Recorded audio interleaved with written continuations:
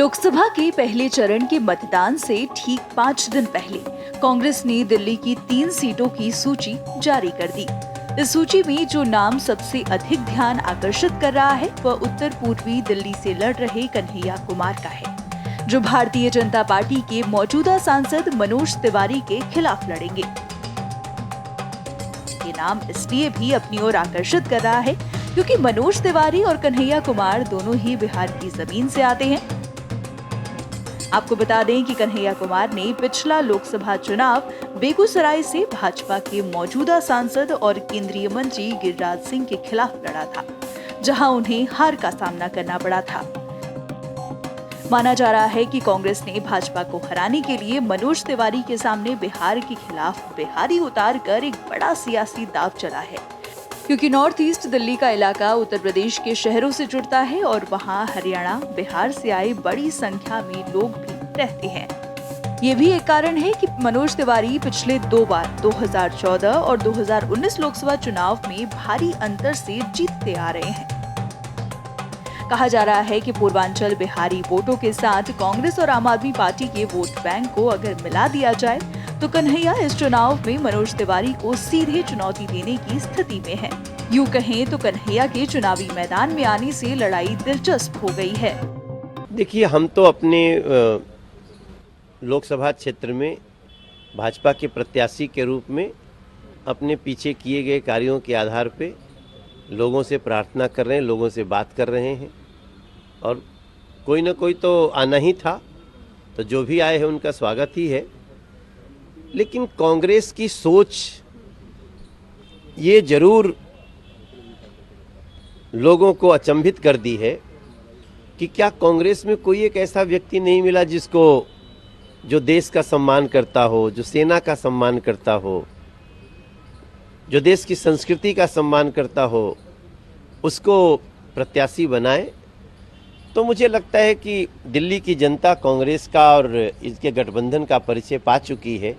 इनके शीर्ष नेतृत्व के बारे में पर्दाफाश हो चुका है और बाकी जो भी आएगा हमारे क्षेत्र में तो 14,600 करोड़ का काम तो देखेगा ही। तो इसी बहाने उसको कैसे पहली बार मेट्रो आती है, कैसे पहली बार रेलवे स्टेशन बनता है, कैसे पहली बार एलिवेटेड रोड बनता है, कैसे पहली बार नदी पे पुल बनता है, ये सारा कुछ तो देखेगा ही। और मेरा मानना है कि जो भी आया है ना, वो 40 दिन के भ्रमण पे आया है, वो भ्रमण करके चला जाएगा। हम कल भी सेवा में थे, आज भी सेवा में हैं, कल भी सेवा में रखेंगे लोग, ऐसा मेरा विश्वास है। ये माना जा रहा है कि कन्हैया कुमार को ध्रुवीकरण का भी फायदा मिल सकता है, क्योंकि 2020 में उत्तर पूर्व के कई इलाकों में सांप्रदायिक दंगे हुए थे। इन इलाकों में बड़ी संख्या में अल्पसंख्यक रहते हैं। जेएनयू में उमर खालिद और कन्हैया कुमार के बीच दोस्ती सभी ने देखी है। दंगों की साजिश रचने के आरोप में खालिद अभी भी जेल में बंद है। माना जा रहा है कि यहाँ की अल्पसंख्यक आबादी कन्हैया कुमार का समर्थन कर सकती है। इस पर बोलते हुए कन्हैया कुमार ने कहा कि मुकाबले में सामने कोई न कोई होता है, लेकिन वे बताएं कि 10 साल से वे सांसद हैं कि उन्होंने क्या किया है। कोई न कोई तो सामने होगा ही। जब चुनाव हो रहा है, इट्स लाइक कि जब कोई टूर्नामेंट होता है, कोई गेम होता है तो 2 टीम होती है, तो कोई ना कोई तो सामने होता ही। मेरे ख्याल से व्यक्ति महत्वपूर्ण नहीं होता है, विचार महत्वपूर्ण होता है, मुद्दा महत्वपूर्ण होता है। 10 साल से वो सांसद हैं तो वो बताएं नॉर्थ ईस्ट की जनता को, नॉर्थ ईस्ट दिल्ली की जनता को कि 10 साल में उन्होंने क्या किया है, और जनता तय करेगी कि जो वो कह रहे हैं अगर वो सच है, उन्होंने जो काम किया है, तो उनको अपना समर्थन और आशीर्वाद देगी। मुझे लगता है कि दिल्ली में भाजपा जो है कोई काम नहीं करती है, सिर्फ और सिर्फ जो इंडिया ब्लॉक की पार्टियां हैं उनको परेशान करना, तंग करना। जैसा कि आप जानते हैं कि दिल्ली के चुने हुए मुख्यमंत्री को बिला वजह जो है जेल में डाल दिया गया है, कई मंत्रियों को जेल में डाल दिया गया है।